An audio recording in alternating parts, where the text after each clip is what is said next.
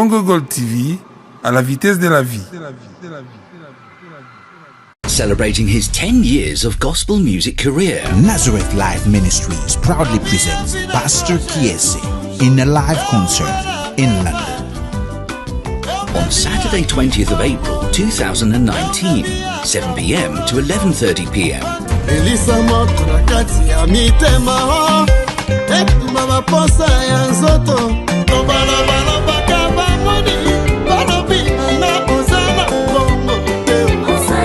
Pastor Kiese live in London.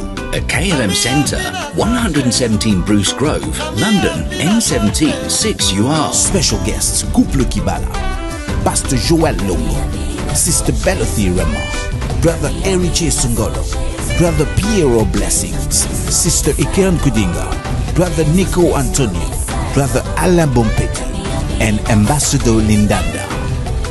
Pastor Kiese live in London. See you there. Ah ouais, c'est bien, Roger aimait l'empreinte digitale, l'aide des salvateurs sur le net. Hein? Veut dire que l'ISO mon continent net. Il y a un sengi binobola nara mingi Congo Gold TV. Congo Gold TV, autrement dit Congo Wolo. Na français balobi Congo l'or. Donc c'est de l'or. Donc il faut bola na Congo Gold TV. Et si il y a des informations, il y a bien news, il y a bien maramoutou, il y a bien marambo bien donc biso tout landara wana. Donc avec Congo Gold TV, c'est pas pareil. Si on l'a dit Congo Gold TV, je te bloque. Check.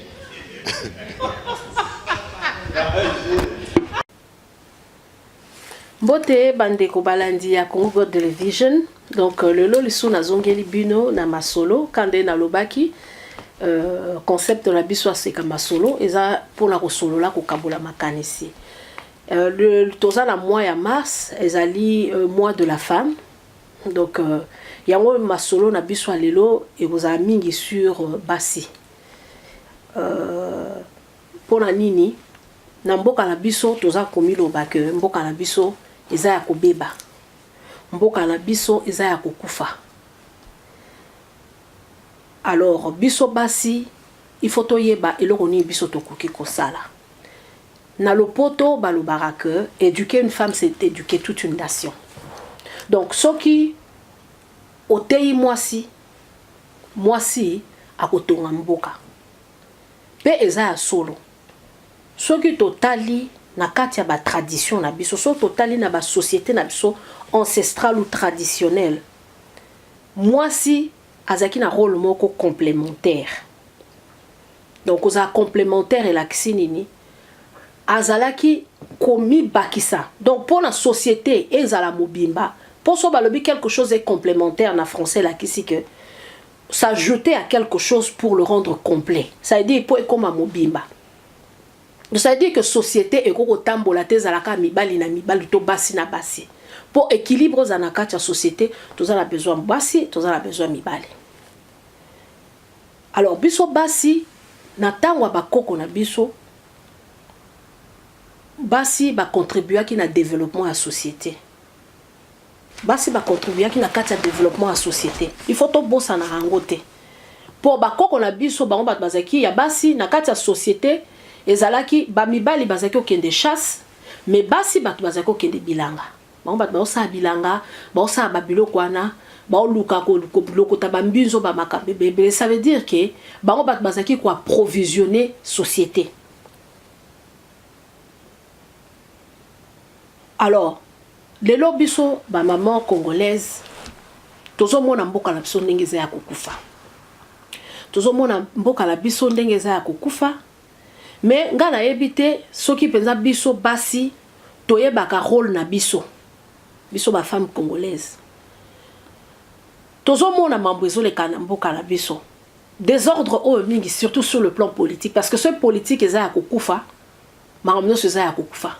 Politique ndem te décider l'économie, ya on te décider bana batanga classe, ya on te décider basi ba la biso ba futa bango, ba soda et ko décider kimia.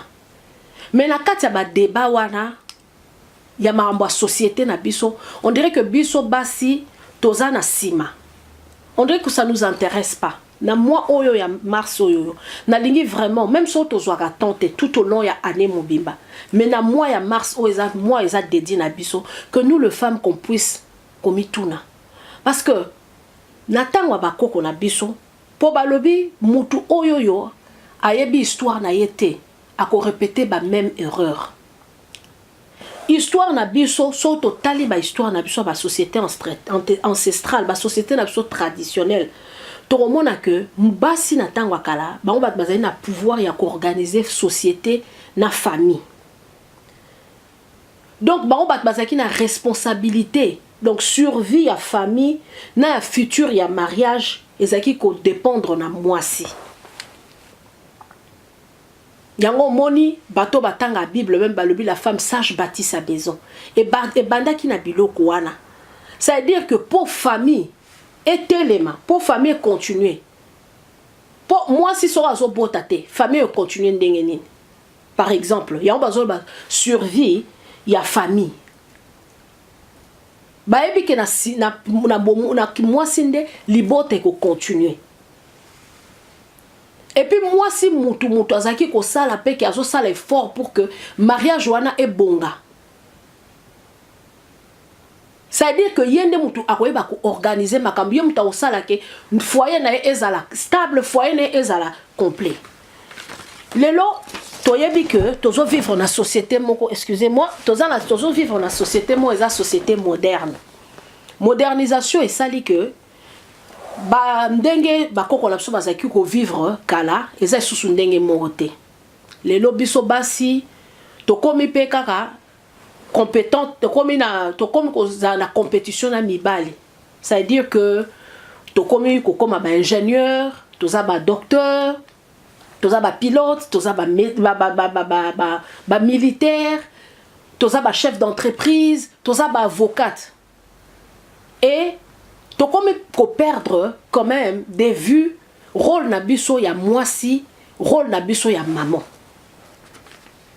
modernisation et laxité que parce que surtout ça bâtiment moderne que tout y a de côté ba valeur oyo ezali ba valeur oyo ezo ça la culture nabiso moment ni lelo société nabiso par exemple la société congolaise tozo milela tozo yebate mboka bana respect à la raté mikolo respect à la raté tozana mboka oyo fraude et comme na ngolo mo normal corruption eza eloko mo normal injustice eza eloko mo normal manque il y a respect il y a devoir eza eloko mo normal pour la nini modernité est comme quoi ko zwa biso et nous les femmes on doit se poser des questions sur les sociétés za ya mabe bino mo boyeba bomi tuna biso ba maman eza nini so moi na likama mabe kwei ba baka maman na ye ba pointa jamais papa pour la ni parce que so botali na tango kala ba koko na biso abasi bango batu bazaki na responsabilité ya côté ya bana bango bat bazaki ba enseignante bango de bat bazaki ba responsable pour na ko instiller donc ya ko tia ba valeur ko la kisabana ba valeur na biso traditionnelle kola kisa bango mayele na biso ndenge ni bazako vanda ngala omona ngo biso toto tozaki ngai na zui chance na vani na village na vani na koko na ngai okomona boye na pokwa koko azoya azobetela bino histoire ba betela biso ba histoire wana ezaki nini ta mususu mukolo moko boye nani mboloko akendaki kotala soki koyi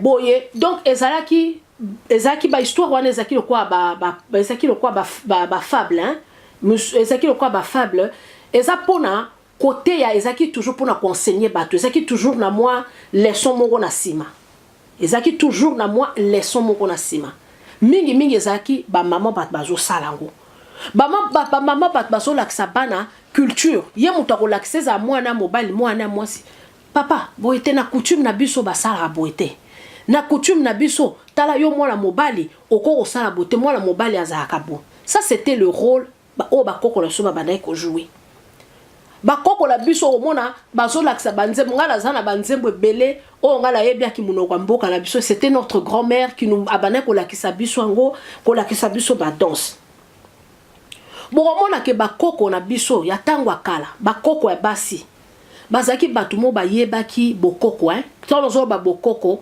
bozwango na sens ya mabete parce que biso ba congolais lelo soto lobi mamba bokoko bokanisi eza kinduki ki bokoko eza ka kinduki te ki bokoko eza lokwa ndeti par exemple bakisi au mona koko akoye biso ta soko za na kosu kosu zwa kaka citronnelle hein na yebite na linga babenga ngo sinda par exemple tout tango on mélange ngo na mai otina mungo meli et osilisa bango bat bayebaki biloko wana mais lelo biso ba maman congolaise rôle na biso ezani na société ya lelo na makambo vis-à-vis lelo makambo ndenge zoleka na kati ya mboka na biso. Il faut tous réapproprier rôle na biso. Totika te modernisation et joie et panako buzwa et empiéter sur makambo. Mboka na biso lelo eza ya kokufa. Nous les femmes, nous devons nous réapproprier notre rôle. Rôle na biso oyo ezali ya ko enseigner. Oyo ezali ya ko instiller bana na biso ba valeur morale. Pour ceux qui yo maman lelo, ozana temps ya ko vanda. Ou éduquer bala na dès les bas âges que eloko muninga akoyiba te mwana wana lobby tanga okoma responsable akoyeba ke akoyiba te soki lelo yo olakisi mwana na yo ketala soki okei foza na limemia o bobenga on a français le respect respect à batu d'abord oko respecter muninga non pas pour azana eloko mais pour aza ekelamu. Et puis on respecter eloko ya batu. Mutu wana soka komi lelo na pouvoir akoyeba yango. Soki olakisi mwana na yo ke lelo tala justice. Il faut qu'on la juste. Lobby tangu mwana na yo akokende. Ya mobali akoza juste. Yo pe maman lelo oyo zote ya mwana na yo parce que biso basi tozana rôle mibale. Tozana rôle en tant que maman, biso batutope sa vie, tu enseigneras basi, batu na société. Mais après les sous, tu as reçu to komi basi. Soki yo la kisi mwana no ya mwasi lelo, ndenge nini akoza juste. Lo biso ka bali mokonzi, akoyeb sa mobali na ya mokonzi que voici, nous voulons tes papas, il faut être juste. Il faut savoir respecter le bien de l'État. Il faut savoir respecter la Constitution. Awa makamba ko tricher za tes papas soki échoué ndima ou échoué. Mais aujourd'hui, nous les femmes, on est quoi? Tomituna, toza la moi de la femme. Contribution à biso ezanine. Tozo zela kaka, papa kingandi ta ela biso makabu. Non, nous-mêmes nous devons nous lever. Lelo technologie sali que eza bien. Technologie eza loko moko, il y a bien makasi. Parce que net lelo bona telemi naza devant caméra. Batumsu ba olandangai, azata msusu kuna na boende. Mutumso landanga azana kasumbalesa, muso azana loja, mususu azasogi na dimbelenge, mutumso azakuna na kwamut, mutumso kutuna Hong Kong. Ça veut dire que technologie est sali que okoki ko atteindre un grand nombre ya batu. Mais nous basi ba congolaise. Apport na biso tanto leka na ba média, na ba réseaux sociaux.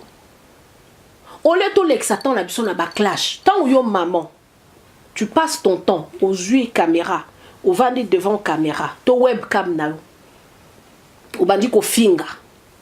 Au bandi ko finga, au bandi ko finga. Alors que rôle na yo ya maman ezali yo mutu o edukaka, yo mutu ozotinde la ozopesa bana ba valeur morale.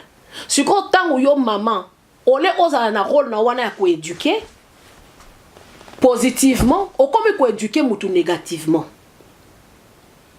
Au comme ko éduquer mutu négativement, on est là, backlash, soit au sombier lamba na yo, to au sombier loko moko boye, ya cher o ekola kisango. Notre société, toza un problème moko très sérieux. Mboka la biso Congo, tozo zwango kaka na ndenge face, tozo zwango boye, mais tozo rango na ndenge siboete. Mboka la biso wana mukomsusu to lamuka, on va perdre ce pays. Et nous les femmes, toza la responsabilité bakasi. Toza la responsabilité makasi. Je ne demande pas que Moutounio soit ça la politique. Mais on peut commencer na bablo à mike. Dans nos foyers, comment nous sommes? Comment est-ce que tu peux inculquer par exemple amour et patrie? Pour faire par la biso ba linga mboka. mutu ndenga zana il faut alinga mboka. Mais tangu yo maman, yo moko ozali Kongo la kutumamba Kongo la tolandarango lisute bate kango. Ça veut dire que oza quoi prendre moi la naote alinga mboka. Quand tu parles ozolo bamakamo négativement. Tangu yo mwasi yo moko ozawana, tozana ba problème o ezali très important. O ezako toucher biso basi par exemple. Ngala landaka, il y a très peu de femmes oyo omona que oyo bazan bazosa baza ba youtubeuse, baza ceux qui basa na ba réseaux sociaux, ole que to lexa baton la biso na ba buzz. O ba buzz wana pour moi à un moment donné ils ont rendre biso ridicule. To la ba problème moko sérieux. Tant yo au télémine au vani na sima caméra na yo, ole que au finga, ole ko l'axelamba siko sombaki ou bien voiture à siko sombaki et rozala bien par exemple kolobela batu makambunenge basi. C'est vrai, le docteur Mukwege a eu prix Nobel de la paix.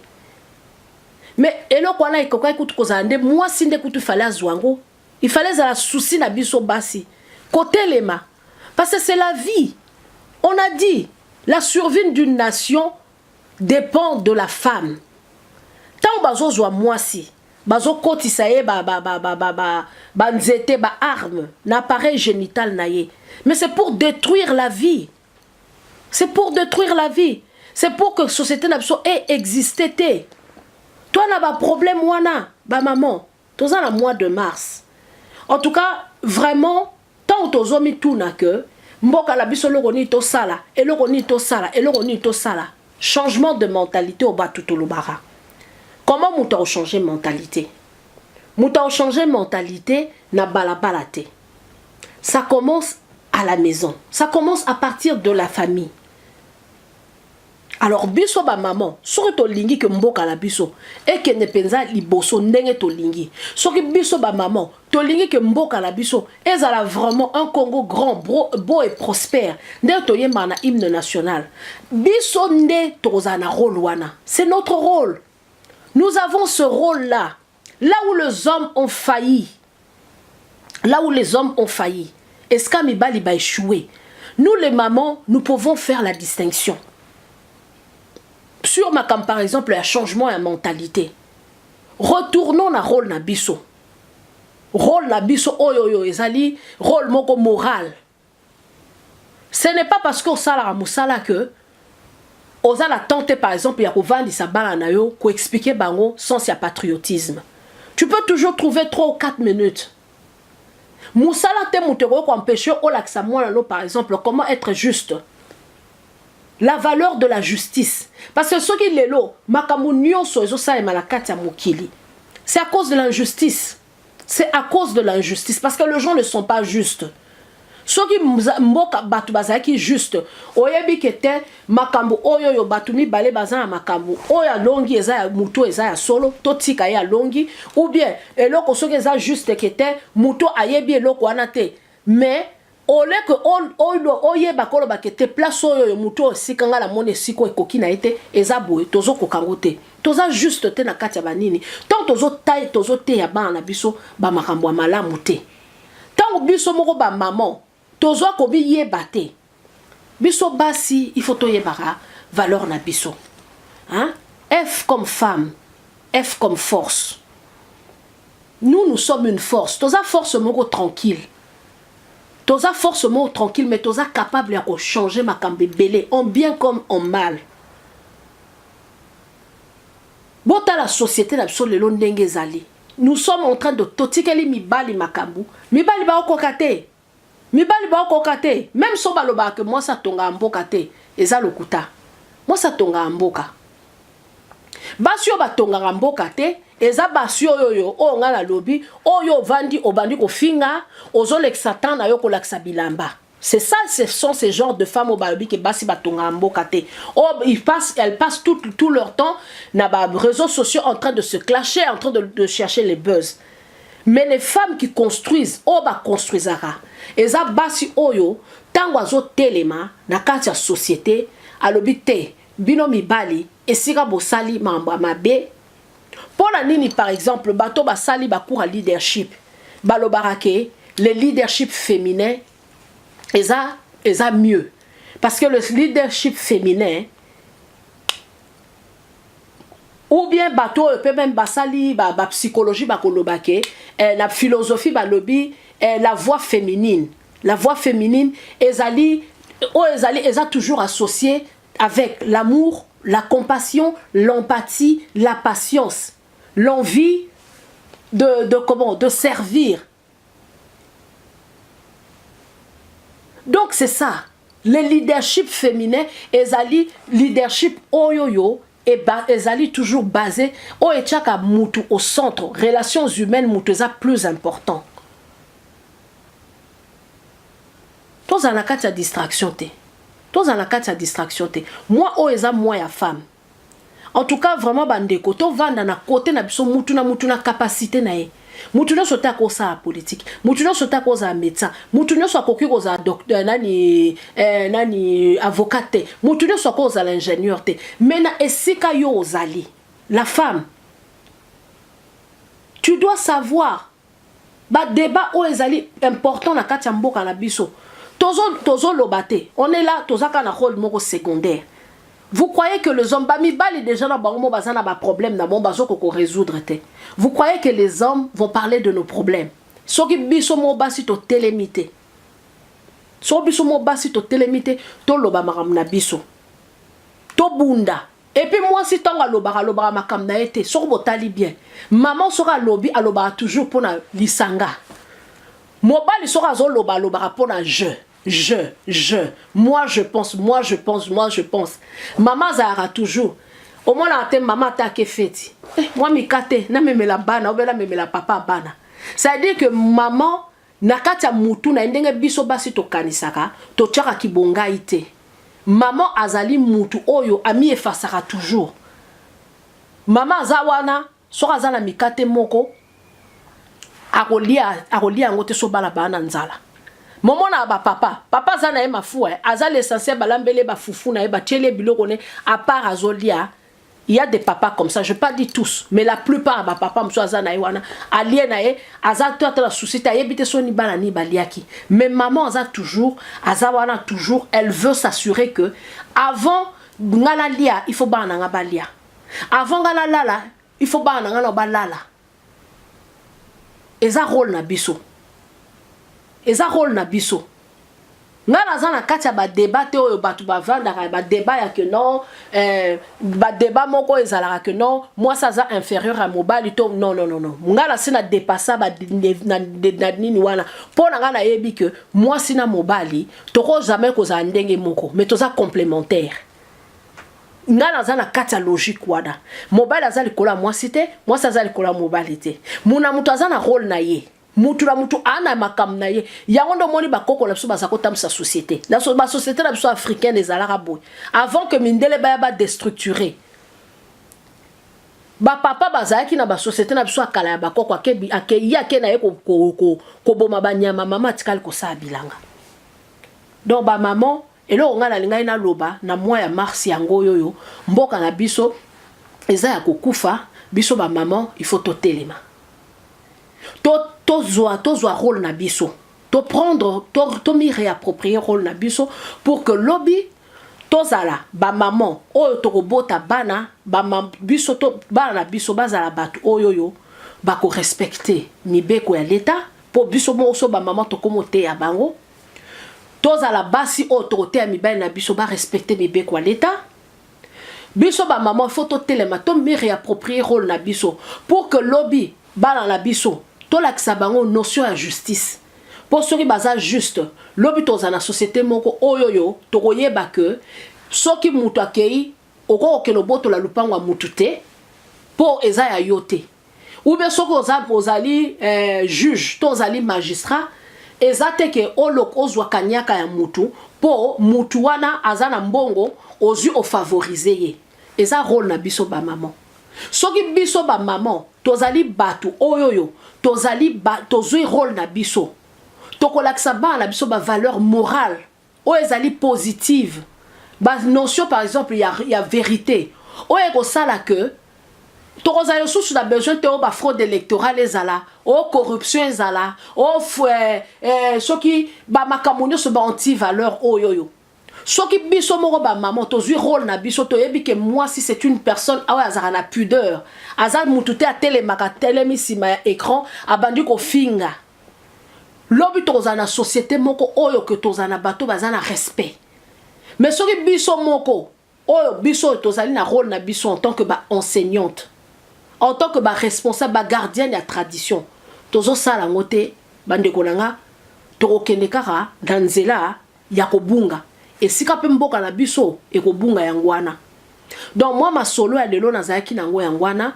po Congo eza mboka na biso biso nyonso toza na posa mboka wana ekende liboso biso nyonso toza na posa ya mboka wana ekende liboso alors mpona ke mboka wana ekende liboso eza ka politique te eza na makambo ebele oyo biso fo bato tosala yango moni ntina masolo ya lelo nalingaki biso bamama esika tovandi lelo mama omituna ngai mama est-ce que nasalaka mpenza rôle na ngai ya mama comme il faut oyo nazali moto apesaka bomoi mpe motu atongaka libota to nazali kaka mama mpo naza mwasi me nayebeli oyo nini na ngai nasala te donc nde tokutani mbala nsima nasepeli nazala kondimi na kolika ete tokutana lisusu soki makanisi misusu ezali ya kokabola boko kopesa biso toujours ba suggestion tokomera kokabola na bino mais en tout cas mpona mokolo lelo tosuki wana merci botikala malamu